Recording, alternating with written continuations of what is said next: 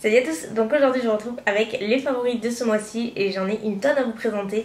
Donc je vais commencer sans plus tarder et j'ai beaucoup de produits pour le teint à vous montrer. Je sais pas vraiment pourquoi, j'ai juste fait pas mal de découvertes au niveau du teint ce mois-ci et pourtant je me suis pas maquillée des masses. Mais bizarrement j'ai beaucoup de produits à vous montrer, donc bref, ne cherchons pas à comprendre. Tout d'abord j'ai le fond de teint qui m'a accompagné tout le mois depuis que je l'ai acheté, vous en avez déjà un petit peu parlé. C'est le fond de teint Touche Éclat de Yves Saint Laurent que j'avais acheté en solde et je suis ravie de l'avoir vraiment trouvé en solde et parce que c'est vraiment un fond de teint que je voulais tester. Je l'aime beaucoup parce que du coup je l'ai encore aujourd'hui parce qu'en fait j'ai pris une teinte spécialement pour l'été, donc en même temps c'est plus ou moins le seul qui me correspond actuellement parce que j'ai un petit peu bronzé comme vous pouvez le voir. Donc j'ai la teinte BD 50 qui est beige doré 50 et c'est un fond de teint qui est similaire au Vita Lumière Aqua de Chanel qui est mon préféré parce qu'il a un fini très lumineux, naturel. Ce que j'aime plus avec ce fond de teint qu'avec le Chanel, c'est que je trouve qu'il se fond réellement dans la peau en fait. Il a un fini hyper naturel, lumineux, mais on a l'impression que la peau le boit en fait, parce que ça se fond littéralement dans la peau, ça ne fait pas du tout de démarcation, ça ne fait pas de matière, c'est juste un fond de teint très naturel. Après il a une couvrance légère à moyenne, modulable on va dire. En revanche pour les peaux grasses, je pense pas qu'il soit très apprécié. Moi j'ai la peau mixte à grasse, disons que je suis un peu mitigée sur ce point là, c'est pour ça que j'aime quand même beaucoup le Vita Lumière Aqua. Je pensais que je l'aimais un peu plus celui-ci, mais les deux sont plus ou moins au même niveau. Je préfère celui-ci au niveau du rendu, mais après au niveau de comment il évolue au fil de la journée, il a tendance à faire briller plus rapidement que le Chanel. Donc c'est un point un tout petit peu qui me dérange un tout petit peu on va dire. Même en poudrant bien avec une bonne poudre, il a tendance à faire briller plus rapidement.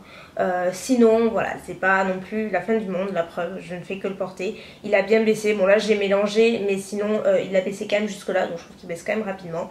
Et voilà, c'est quand même un très très bon fond de teint que je suis ravie d'avoir.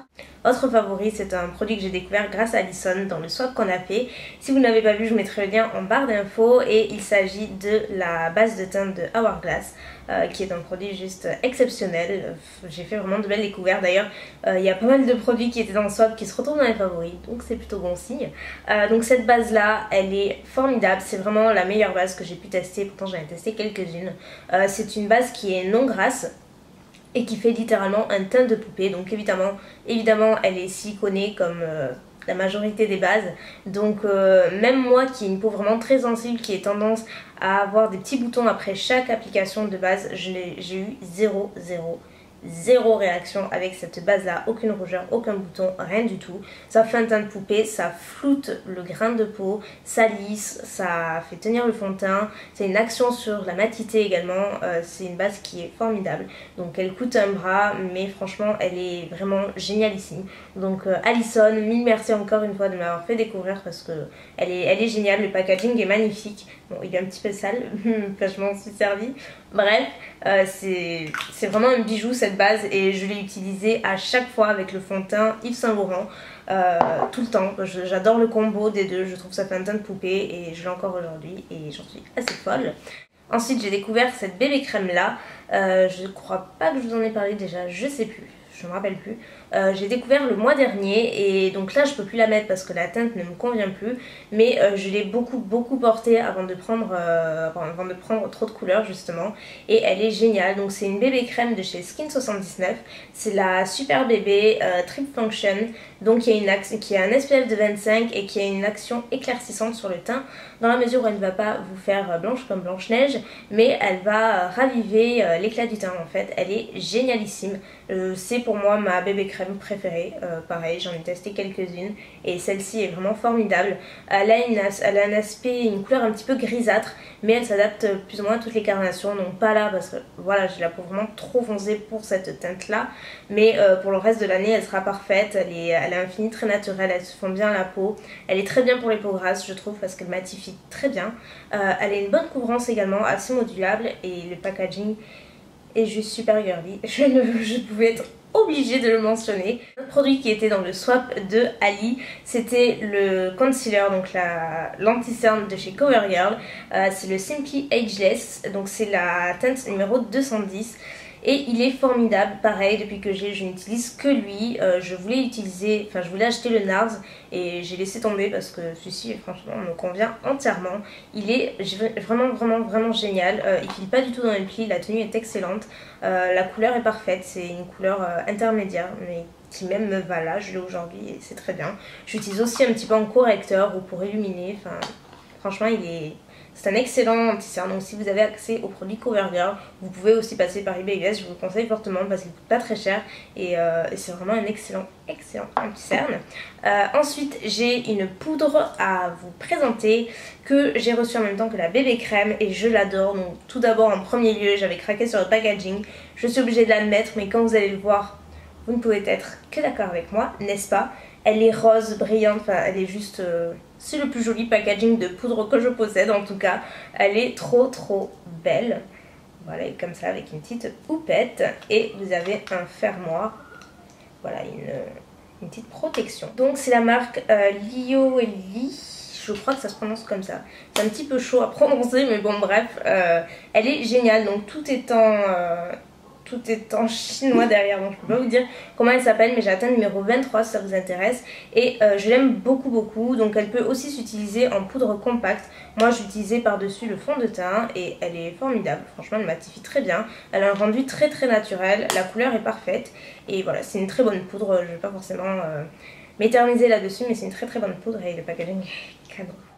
Évidemment, gros coup de cœur, énorme coup de cœur avec l'highlighter Albatros de NARS que j'ai encore une fois découvert grâce à Ali. C'est un produit qui me faisait rêver depuis longtemps et elle me l'a envoyé, j'étais ravie, je ne m'y attendais pas du tout et c'est vraiment effectivement un superbe highlighter. Il est magnifique, il est vraiment du plus bel effet. Il a un fini un petit peu doré en fait sur la peau, ça fait un effet un peu glacé, mouillé, enfin...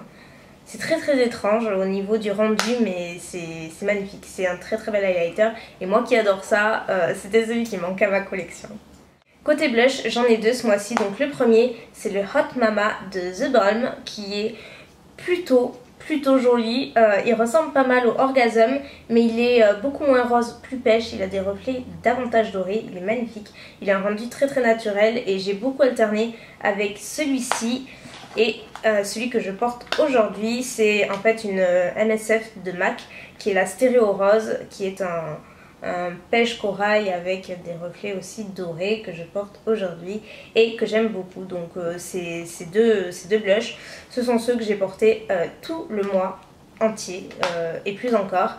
La MSF par contre, je crois que c'est une édition limitée, mais je suis pas sûre à 100%. Bah, ça fait un petit moment que je l'ai, mais je l'ai vraiment porté depuis que j'ai bronzé. Je trouve que la couleur ressort vraiment bien sur le bronzage.